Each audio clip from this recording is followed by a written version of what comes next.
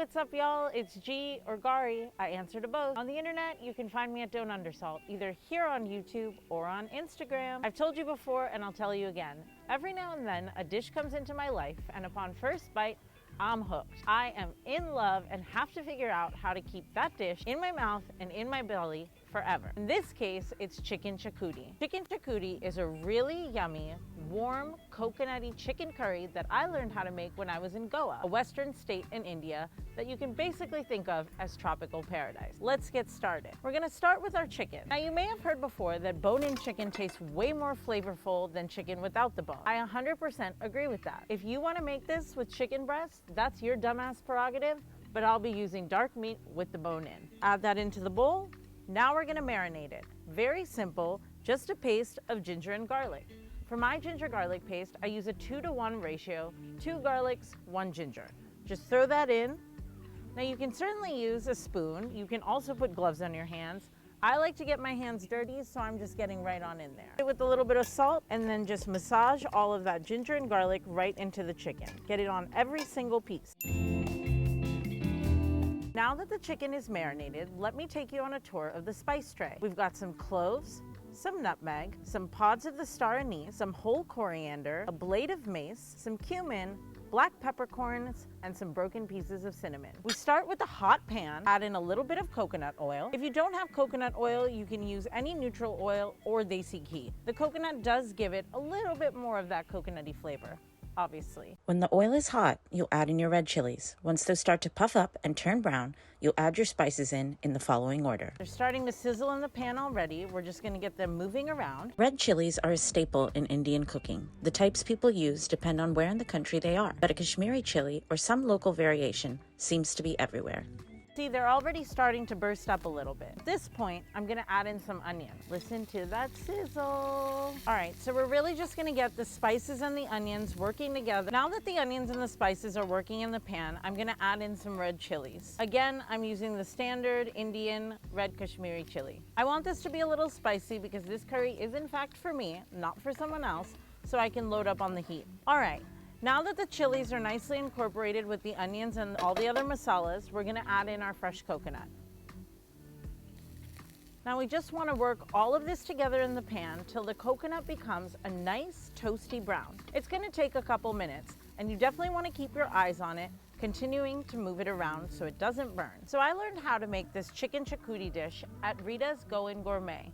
It's a cooking school in the south of Goa. The recipe I'm teaching y'all how to make is my adaptation of her dish. As I always tell you, my dishes, my recipes might not always be 100% authentic, but I can tell you this, they'll always be G. All right, so this coconut is almost there. It's pretty brown around the edges. So we're just gonna take off this entire mixture of coconut, all of those delicious spices, and those cooked down onions, and we're gonna blend them up into a nice paste. Now, when you put them in your blender, remember you're gonna need to add a little water to loosen things up. I'll show you what the consistency should look like in just a few minutes. Now I have a really beautiful curry paste ready to go. Let's make the dish. Start off with some oil. I'm using coconut again because I really want to add to the coconutty flavor of this dish. You can totally use desi ghee or any other kind of neutral oil if the coconut flavor becomes too much for you. All right, the oil is hot and sizzling. First we'll add by tossing in some sliced onions and some diced tomatoes. There's something so satisfying about that sizzle, Henna. All right, now I really want the onions and the tomatoes to get super pulpy and kind of saucy together. So I'm gonna add a little salt to start breaking down those tomatoes.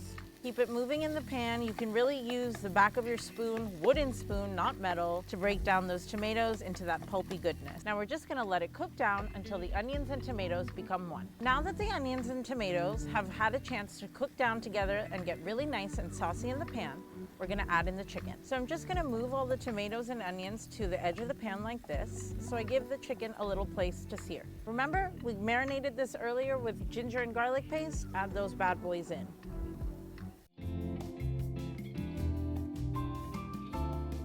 Now that the chicken has been cooking for about halfway through and the onions and tomatoes are really starting to adhere to every piece and every bone of the chicken, we're gonna add in our remaining ingredients. So we'll start with that delicious xacuti paste that we made, a little bit of salt, and remember, don't undersalt, some chicken stock.